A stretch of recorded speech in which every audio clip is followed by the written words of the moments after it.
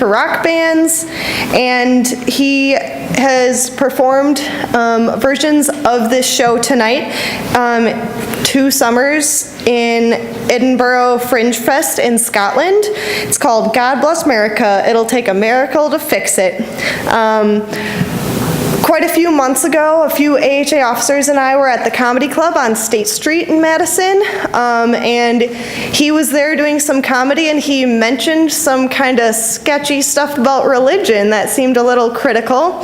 And so we went up and talked to him afterwards. He was really personable, talked to us about it, gave us his card, and we emailed him, and he's excited to be here. So please give a warm welcome to Bronston Jones.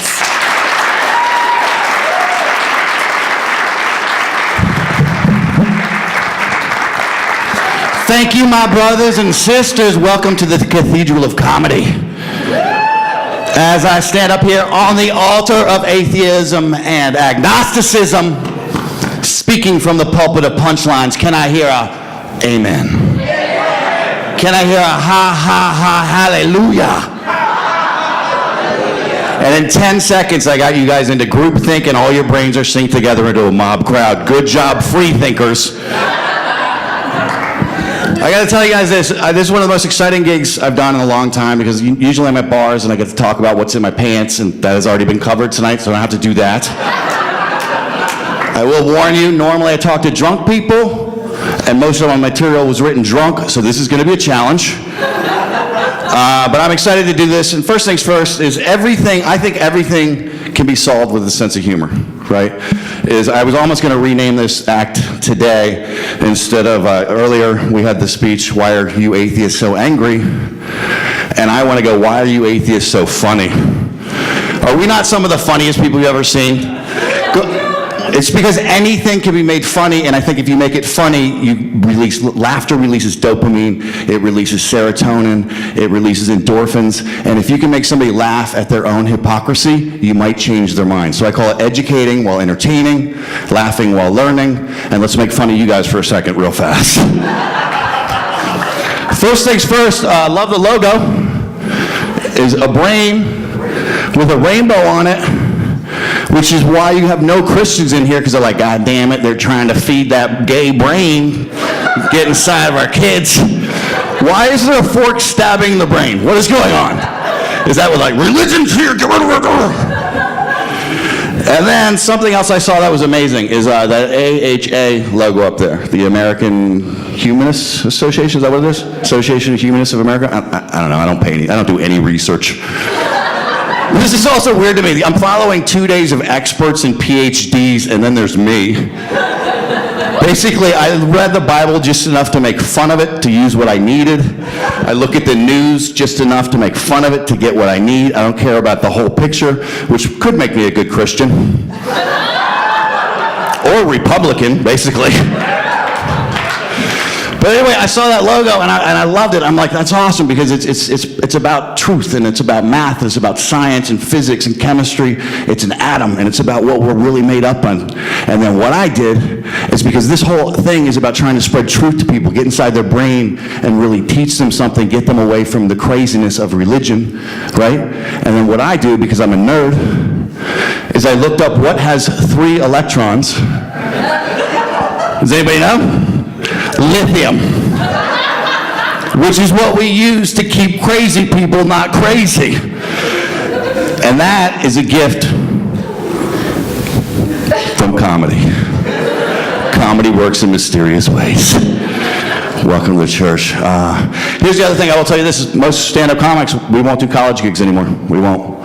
And what it is we're afraid of triggering somebody, we're afraid of offending somebody, and then people get upset. It's, you know, when you're in this ivory tower and you're learning about stuff from like the young kids, they're like, everything is black or white, and for some of the professors, everything's black or white. So they won't do it, because even like Jerry Seinfeld says he will no longer play college gigs because he's offended people. Being offended by Jerry Seinfeld is like being offended by water. Well, I guess if you live in Flint, Michigan, you could be offended by water too, so whatever. Too soon. It's not over, dude. There's no such thing as too soon in comedy, and we're knows? By the way, I don't really prep that much. I just sort of talk to people, and this is fun. I love that you guys reserve the front row for all my ex-girlfriends who still talk to me. I love that you guys are brave enough to sit in here and shit on religion in a state that has more guns than people. But you won't sit in the front row of a comedy show. Real brave. No, what people want is because like careers are being ruined because somebody says something slightly offensive, and rather than considering the context and who that human being was and what they really are saying, they just attack somebody for their career. And the kids, I think if anybody wants the $1 million idea, you can have it. Create an app, call it Uber Outrage. And what you do is you just go on the app and you go, what's everybody else mad about now? And you order up your bandwagon and you go on board. And I will say this, if you want to blog about me later, just come talk to me as a human being. We'll clear the air much quicker. And if you're outraged by anything I say, I want you to consider this. Why would you give a crap about me? Donald Trump is our president.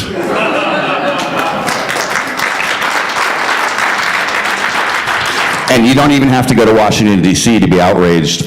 Just up the hill is Scott Walker. What happened there? Scott Walker, I feel like he's Donald Trump light. Like he has a lot of the same ideas, just as filling, but he doesn't have the orange spray tan. He's just a little bit yellow. Oh, and also, if you guys want, like, I'm always like all that call to actions. If you guys want to know about your other person you should go up the hill and talk to, is your Senator Ron Johnson. Just read about him today. You know all these senators and Congress people, they're not willing to go to their town hall meetings because they're afraid they're going to go there and find out that their constituents actually hate what they're trying to do. What he said is because so many people are calling his office and going up there, is he now says he's going to call the cops for harassment. Yeah, he's a little beautiful snowflake. All right, so we're gonna get to this, and by the way, I know this is a conference about atheism, free thinking, agnosticism, science, but I speak a lot about America, and I speak a lot about society, and I speak a lot about politics, because I think all of those things have been just joined together, and they're swimming around in the world's ugliest orgy right now. So we're gonna make fun of all of it. I have the little clicker. I do love that I got you all to say amen. That is so unbelievable to me.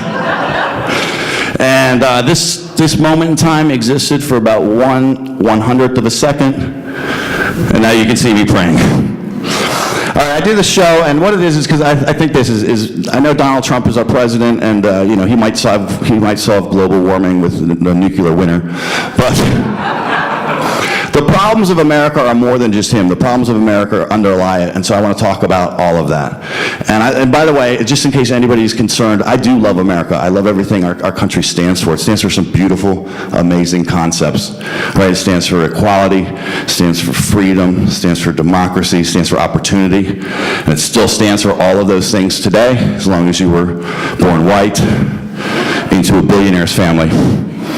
But we're going to try and get America back. But I love this country. A lot of people think I don't, and so I have to preface it with that. I love what we were, and I love where we can go again. And I get to go across the overseas every summer. Hopefully I'm going back again to Edinburgh to the festival. My favorite thing to do is when I come back is to look at America again.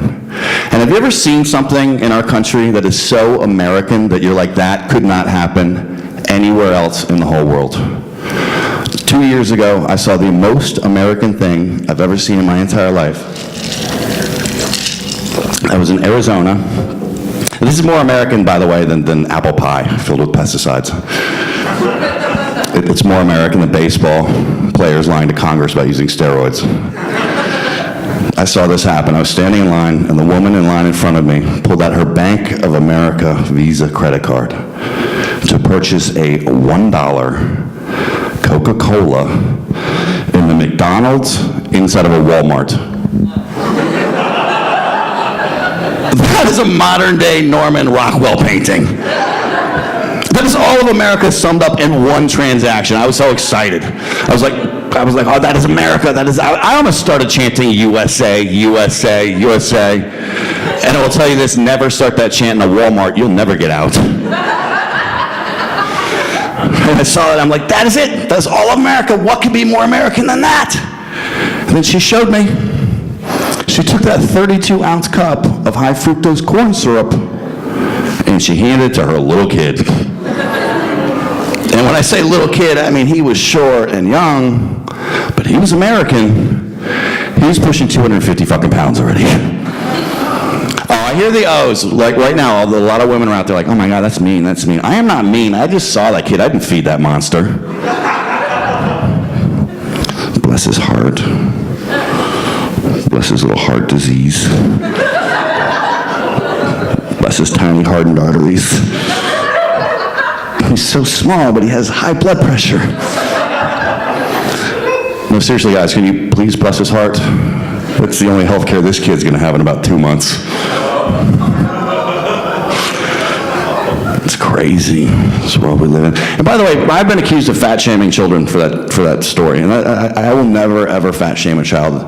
But here's the way I see this: it's not the kid's fault that they're big. You know what I mean? Like the little kids today are exactly the same as little kids when I was a little kid, when anybody in this room, like the little kids here, all the way back, all the way to the beginning of humanity, whether you believe in like Adam and Eve or science. Little kids are designed like this, is they are biologically programmed to try and get as much sugar and fat and protein in them as possible. So they're just running around going, put it in me, put it in me, put it in me. And I remember when I was a little kid, we were raised a little bit different. I'd be walking through the grocery store like, yeah, cookies, bacon, bacon. I want it. And my mom would be like, shut the fuck up. And it's parents today that are different because now the kid's doing the same thing. Gimme, gimme, gimme, gimme. And the mom's like, you can have whatever you want as long as you shut the fuck up. So I blame the parents. Like it's like they're biologically programmed to get all that in them. Why? Because biology did not know all of this food was going to be available, right? Biology was not aware of that, and so kids today are still putting in all that sugar, all that fat, all that protein in them because they are biologically designed to do that so they grow up to be as big and as tall and as tough and as fast as possible so that they can fight off a predator like a lion or a Catholic priest.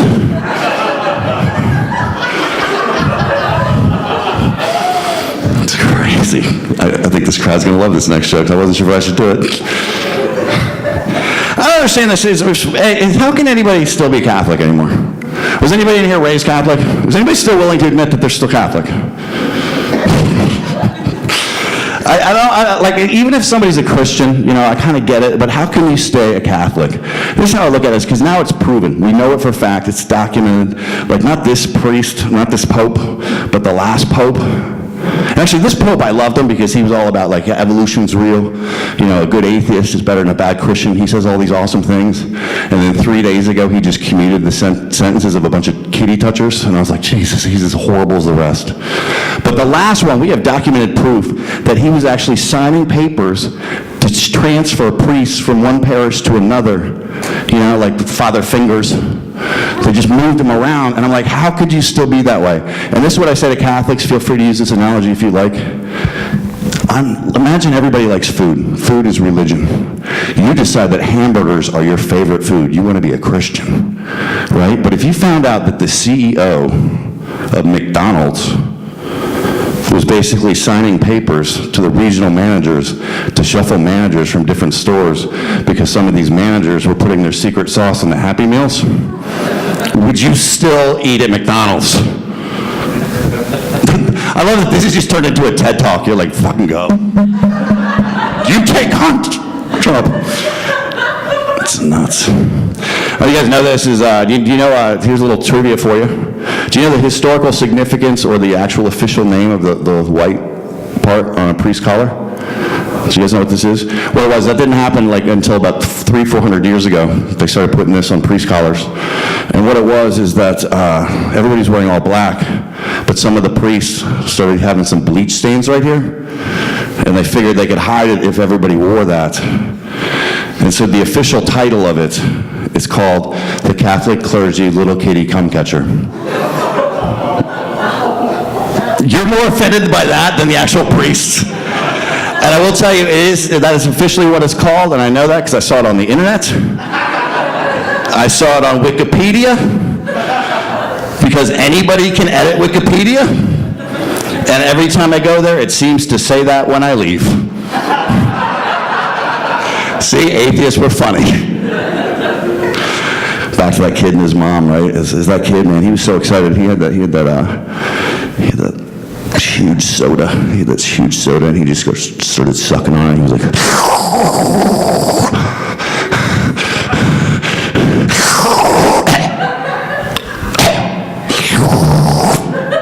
finished it in 30 seconds.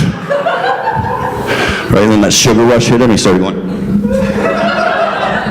I was like, all right, cool. He's getting some exercise. Right, and then he started talking like that Coca-Cola still had cocaine in it. And I don't know how much you Wisconsin people know about cocaine, but like if you're a student in Wisconsin, cocaine is like Adderall, but you can't focus on one thing, you focus on everything, and your dad still loves you. That's how great that shit feels. And when you're on coke, is you just want to tell everybody every thought that you're having at the present moment. They need to hear it. And this kid was like, mom, mom, mom, mom, mom. Mom, mom, mom, mom, mom. I'm so excited to go to school tomorrow. I'm so excited to go to school tomorrow. Can't wait to show everybody what I bought at Walmart. And I was like, what is in that bag? What is he so excited to show everybody at school tomorrow? Is it new like Teenage Ninja Mutant Turtle t-shirt? Is it a new Game Boy everybody at schools want to get to play?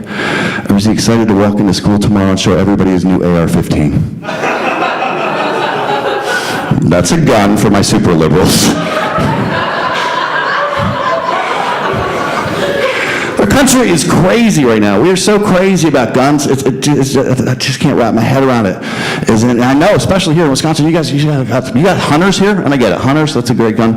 But other people, they want every gun there is, and they're like, you know how we solve school shootings? We solve school shootings. We put more guns in the school. We arm teachers. And I'm like, if you want more guns in the school, screw arming teachers. Let's arm third graders. Take all these ADD animals all hopped up on Adderall, tossing some ammunition, what could go awry? It's nuts. I have a crazy gun nut cousin. He's nuts. He loves his gun, and he believes in that arming teachers. Because he's like this, I'll tell you what, if every single teacher was packing heat, right? Is when that little creepy Petey kid I see in my neighborhood. I always see creepy Petey. He's always by himself. He's all pale. He doesn't like to go outside. When he does, he doesn't play sports. He doesn't play football. He sits on the side of the grass, writing poems and stuff, drawing pictures. Probably a manifesto or a diagram of the school.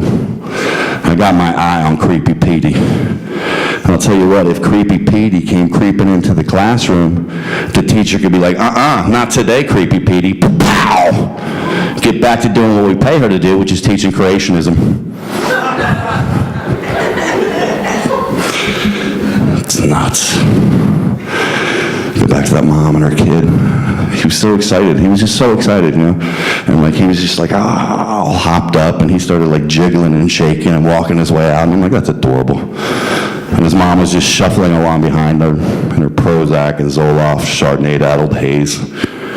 Right? I mean, you need to see what they did next. They went right outside that Walmart, and they went to a parking spot maybe 40 feet away.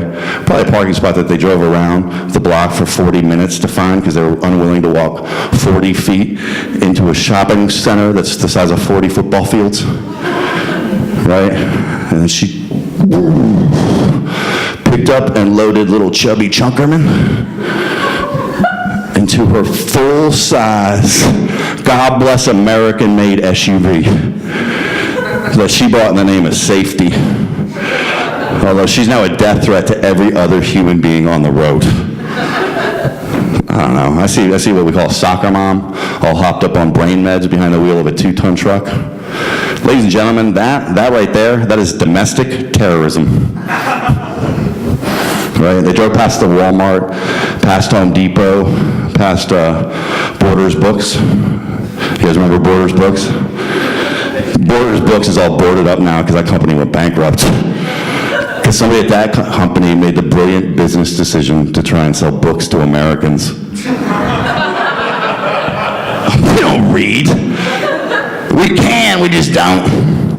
It takes too much time for my TV box. I don't know. Some people say television is a cancer in American culture. If that's the truth, I'm going to say the Kardashians are Chernobyl. Jersey Shore, whatever. That was just genital warts. Hurricane Sandy came along and blew that off the air. Do you ever think about this? I think, like, we broadcast these shows. We show them around the world right now, right? Do you guys ever know this? Think about this. Is when we made every TV wave, every radio wave we've ever made is a light wave. And they are blasting off into outer space at the speed of light, right? And there are probably alien cultures. Because as atheists, we know if there's billions and billions and billions of planets, the odds are very slim we're the only one with life, right? And as those alien cultures are cruising around, they're listening for signals that make sense. Like our SETI project, we're listening for radio signals. And they're going to be cruising through the various galaxies. And all of a sudden, somebody's going to be like, whoa, that's not static. Aim the ship towards that. And they're going to listen to our early radio waves. They're going to listen to early, like, BBC broadcasting and NBC and CBS radio. They're going to hear that, and they're going to hear noises, and they're going to decipher them, and they're going to hear our music. They're going to hear our voices, right? And they're smarter than us. They're going to figure out what it all means. And then eventually, they're going to run into a TV wave, which is just a sound wave with a picture wave next to it.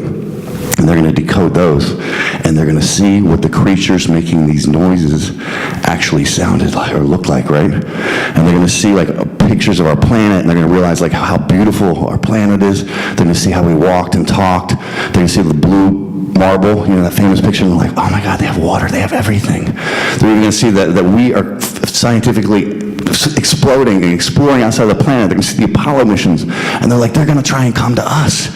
And they're going to keep coming towards us, and they're going to learn about our sense of humor from like I Love Lucy and Faulty Towers, right? They're going to keep coming, and then they're going to run into Honey Boo Boo.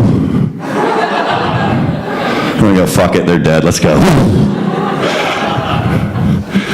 I don't know. Honey Boo Boo. Honey Boo Boo is like it's the celebration of the worst parts of America, right?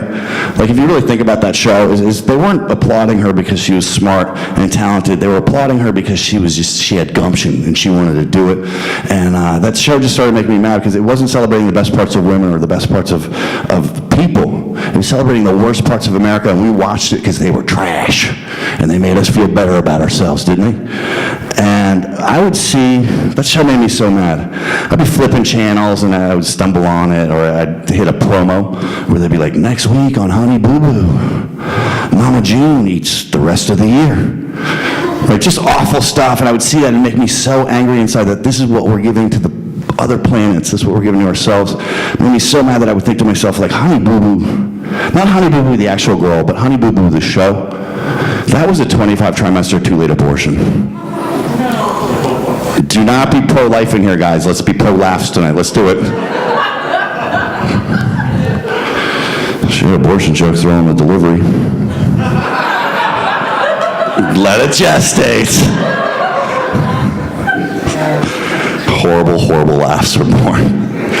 That's my favorite pun. I don't do a lot of puns, but I love that one. That's the one I think is so funny. Even the pro-lifers like, that's a good joke, dude. I can do that joke here in Wisconsin. I can't do that joke in the suburbs of this area. Because if I do that joke out there, I walk out to the parking lot to a whole bunch of pamphlets. Yeah, it's happened. Somebody said this to me once. They're like, I can't believe you were making abortion jokes. Like, you killed a baby to make that joke. I'm like, I did not kill a baby to make that joke. And they're like, yes, you did. I'm like, there was no babies involved in that joke. Listen, I just thought of it, it came out of my mouth. And they're like, well, as soon as you conceived of that joke, it was a baby.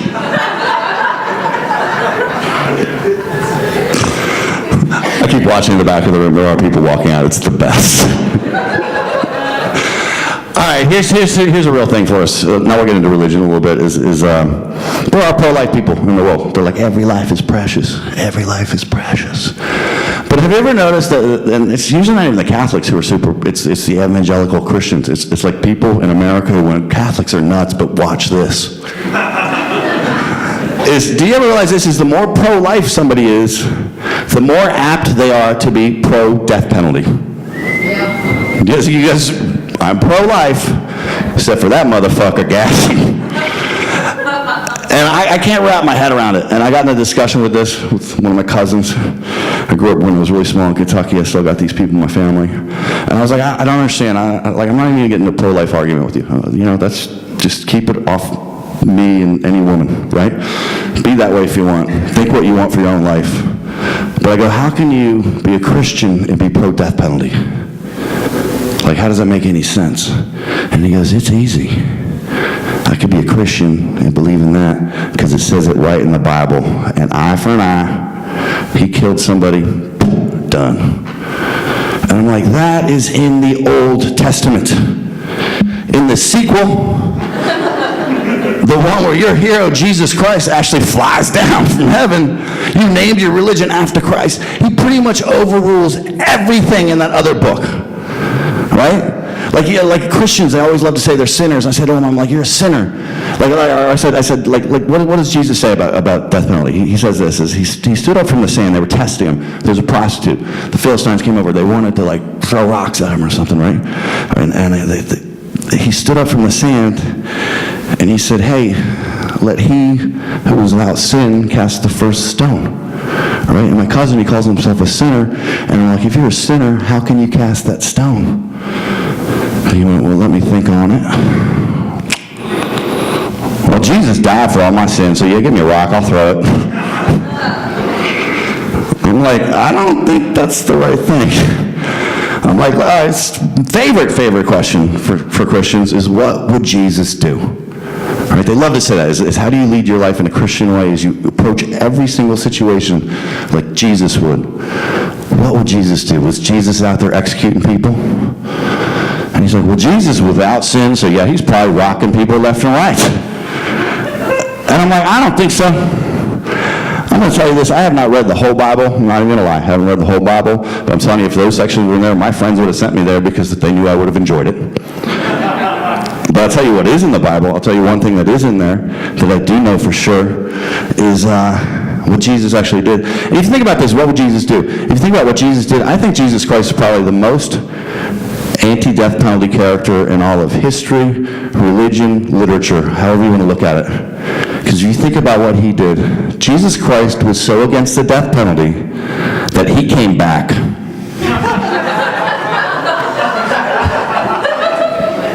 He lay there for 3 days thinking on it and went, I do not agree with this shit at all. Right? Got up, dusted himself off, did some stretches, probably did yoga. He was a long-haired hippie. Right? And he rolled away that rock and he went, you people are fucking crazy. I'm out of here. Beam me up, Daddy. And then he just flew away.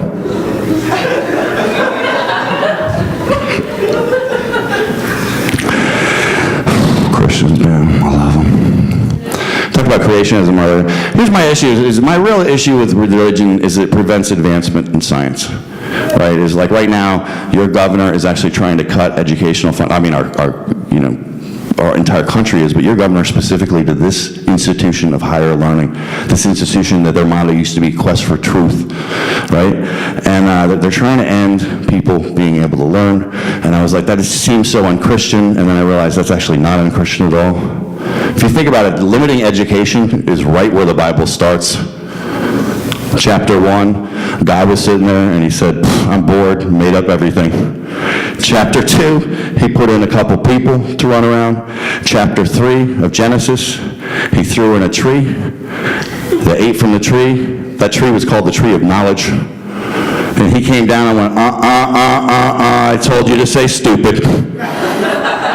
I'm the only one who knows good versus evil. You guys are banished from paradise. Now cover up your junk. They're attacking it. It's like, so creationism is becoming a thing. People are trying to jam this back at us again. And like they're even like, they kind of say creationism's kind of like evolution, but not quite. Like creationism only exists because Jesus walked around and went, duck, duck, goose, duck, duck, lion, duck, duck, dinosaur. That last one was just a test. It bugs me that, like, you know, and it's the worst because you realize that we probably are we're losing some great future scientists, right?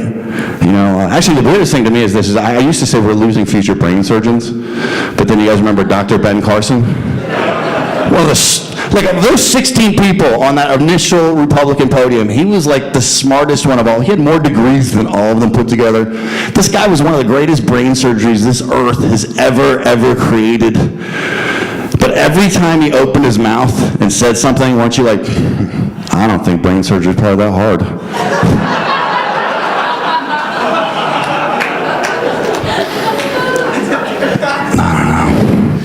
So I'm slightly okay with the creationism. I'm like, oh, you just don't fuck up every kid, just fuck up your own little kids. The righteously retarded is what I call them. They did it to themselves.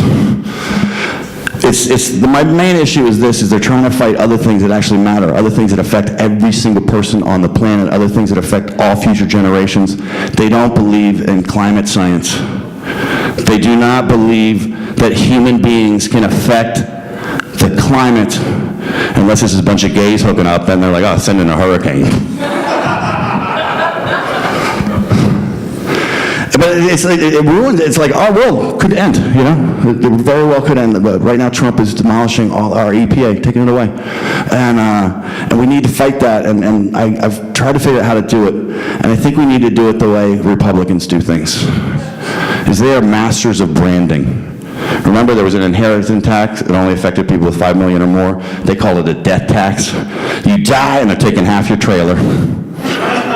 Right? And people are like, they're masters of rebranding, right? And we need to think that way if we're trying to change the world, right? Is we used to call it global warming, right? We stopped calling that. Why? Because those people, the conservatives, would not buy into it. They were like, global warming is not real. It is not real. You know how I know? Because you used to call it global warming, but last January 12th, cold as balls. We're like, yeah, all right, so we changed its name to climate change. Climate change, and like, just a bunch of scientists trying to get rich. They're just trying to follow the money. They're just trying to get richer and richer. I'm like, oh yeah, those rich scientists and with their pocket protectors and their Ferraris driving everywhere. So we need to be smart. We need to be smart, and we need to stop calling it global warming. Boring.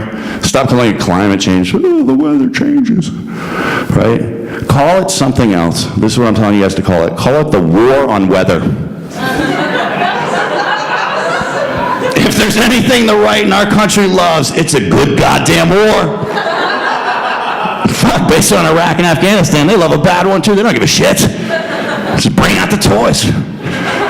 We start calling it the war on weather. What's going to happen is the right-wing people are like, oh, you know, we need to limit carbons, right? We need to do it. I'm like, yeah, we need to limit carbons. They're fucking up everything. And they're like, oh, look at that CEO. He's walking out of the factory. Too many carbons are coming out of it. Should I shoot him?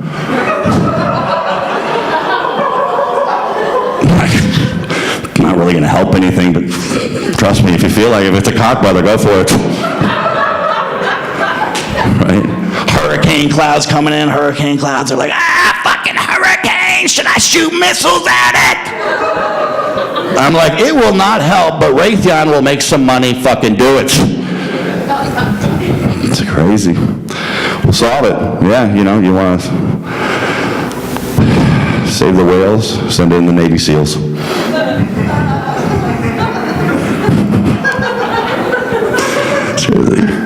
One of my favorite things about this show is actually I have so much stuff that's all, like, some of that's religious, some of it's but it's all just married together. Is they have so much stuff that I'm honestly looking at the clock in the back going, I only have like 10 minutes left. What should I do? What should I talk about? I'll talk about another. I think this. So I was talking about the branding. They're masters of branding. I also think they're like master magicians. The people on the right. Like, you know, because magic's all about this. It's all about tricking somebody by making them, you look here, I pull the card out of here, right? It's all distraction, diversion. Republicans are the best. They're the best. We need to learn something on the other side, right? Like, this is what they do, is you will be looking at something important, something that affects your life, and you'll be like, you'll be looking at a bank statement, and you're like, wow, I used to have money in this bank. Not to mention this bank actually used to exist. We should do something about this. And the Republicans come in and they're like, you are right, we should definitely do something about that. But first, I need you to look over here. Look at those two dudes kissing. Well, did you see them? They're probably now going to want to get married. Let's take care of that first. Do it for Jesus. And people stop looking at what matters and they start wandering over here going, yeah, we need to end that. And I get in discussions with people about that. I'm like, what difference does it make if these two guys decide to make a contract with one another to live their lives together? What difference does that make to you? And they'll be like, because marriage is between one man and one woman. I'm like, yeah, one man and one woman have given up hope. And they're like, these two fellas, they would destroy the sanctity of marriage. And I'm like, are they going to destroy it, or America's 50% failure rate at it? So as I look at marriage, all marriage, gay, straight, whatever, as I look at it this way, it is like walking into a casino, right? And you take all of your money, and then you take half of it, and you put it on red or black at the roulette wheel. And then they throw in that ball, and they spin the wheel, and it keeps going around and around and around and around. There's no free drinks in this casino. Round and around and around. You're like, shit, I cannot get to a strip club from this casino. And then you lose half your shit. I lost you guys there. I feel it. I'm going to tell you, all right, so I was an atheist until about 2 months ago. So hold on, don't attack me yet. I've gone back to agnosticism, right? Is anybody kind of on the fence? Like you're kind of like, I want to be an atheist, but I can't commit all the way. It's sort of like you just broke up with your girlfriend, but you keep her number on your phone just in case. And I'll tell you why. This is the weirdest reason why. This is the weirdest rationale. Is a couple months ago, I saw this interview with Elon Musk. Do you guys know who he is? Elon Musk, he founded PayPal. He and his brother were like, fuck banks. They did that. He made so much money that then he used that money to start Tesla and the Solar City, and they are now changing the way our world works with electronics and getting away from fossil fuels. He's now doing SpaceX, where they're launching rocket ships up and then landing them back down so they can reuse them. This dude is smarter than all of us put together. And I saw this interview with him where he believes in something called simulation theory. Does anybody in here know what that is? Everybody know.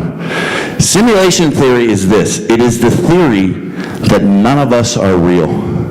That we are all just simulations in a computer that is now simulating every single thing about us. And I was like, it sounds like Elon Musk has discovered mushrooms. I thought he was a lunatic. And then I saw a Neil deGrasse Tyson interview where he says he's not like Elon says it's billions to one that we are not in a computer, right? And Neil deGrasse Tyson says, I'm not going to commit to it one way or the other, but if it turns out to be proved true, I would say it makes a lot of sense. And the idea is this, is that an advanced culture has invented a computer game to look at what less advanced cultures could do and how they sort of grow in a little petri dish called a computer. And if you don't know anything about this, you don't think this could be possible, have any of you played SimCity? Right? Or The Sims? It's basically much like God and Genesis. We're just sitting around bored, and we just make everything all happen. And we're like, well, let's put in some people who look like me and see what they do. Right? And so what's happening is, they say the only way you can determine if the simulation, if we're real or if it's simulation, is we will start seeing glitches in the system. Deja vu? Deja vu is somebody who just had to go to the bathroom and rewound the game a little bit. Right? And I thought they were crazy, and they're like, you start seeing other things that just shouldn't happen start happening, and look at our world today. Is as all, like statisticians, mathematicians, physicists will say, in an infinite world with infinite time, anything that has a 1 in a billion possibility will happen, right? And look at what we're dealing with in our world right now. Did anybody watch the Super Bowl? Super Bowl, they're calling it the greatest Super Bowl ever. It's the first Super Bowl that ever went all the way to the fourth quarter, where some team was up by 20-some points. The other team came back, went into overtime for the first time in Super Bowl history. Patriots won, Atlanta Falcons choked. There's one. You're like, well, that's whatever, one game. World Series, what happened? The Indians won 3 games in a row, right? And then the Cubbies came back. They won the 4th game with a rain delay and extra innings. That's never happened in baseball before. They choked more than anybody's ever choked before. We keep going through it. NBA, those finals. It came down to the Golden State Warriors. They had them 3-0. They lost it all. That should never happen. That's never happened before. They choked. Everybody keeps choking. Ronda Rousey, she choked. She should have won. Hillary Clinton, Jesus Christ. It's like this game is going completely haywire and crazy, and now I start thinking this is when I used to play The Sims. Anybody ever played it? Is you build this beautiful culture, you'd let it go for a while, and then all of a sudden you'd be like, I'm bored of this game, let's send in a hurricane. And things are so crazy now, I don't even think it's that. I think what it is this. The person controlling the game, the person who started it was this young girl filled with empathy and love for all things, and she created a world, and she helped us get better and better and better, and she got us right to the possibility where we could have had our own Jesus, the socialist Jew who wanted to help everybody, Bernie Sanders. And she went, let's see what the banks have to say about this. We can still win. And then she went off to summer camp, right? She created this world that was almost going to be perfect. We're almost going to live in Eden again. She goes to summer camp to go like pet horses or something. And then you know what happened? Her little brother came in. Her little 12-year-old brother with all his raging testosterone of like, oh, that's nice, let's break it. You know, what's my sister playing here? Fuck this game, let's ruin it. So you see something like Idiocracy, that movie, we're living in it now. What that movie was, that was just an in-game app ad for a plug-in, and the kid went, let's fucking get that, see what happens if the pussy grabber wins. It just kept going, and he's just shaking up the system, he's gonna ruin it. So I'm telling you this is now, if I pray to a God, and I say this to my Catholic friends, I'm like, if you pray to a God, just know this, is you are probably praying to a little 13-year-old kid masturbating into his keyboard right now going, what if the leader of the free world has Russian hookers piss on him? Take that to Sunday school class, people.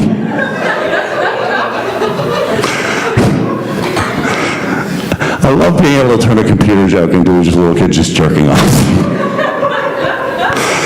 I will say this, is I called the show when I used to run it over in Edinburgh, I called it God Bless America, because it took a miracle to fix it. And I also dropped the M, I dropped the A on it. I called it God Bless Merica, because I was overseas and I didn't want some Americans walking into the show being like, that's right, God bless, you tell us how it happened. You know, when Jesus and his 12 bros were just doing a circle jerk onto some papyrus and made our Constitution. I was afraid they'd come in, so I dropped the M on it, right? And then here I was afraid, but I'm like, there's no way any of those people are coming to a Freethought conference. I'll be safe here. But it comes out of this, is that like we need a miracle right now. And I honestly, I'm not kidding, I loved Bernie Sanders. I loved everything that dude stood for. He was like this, he was like socialist, and his entire career, like the socialist Jewish guy, for his entire career was trying to help the downtrodden, trying to give equal rights to all human beings regardless of race or gender. You know, he wanted to basically take from the rich and distribute it back to the poor. He wanted to do all of this stuff, right? I looked at him like, Jesus walks.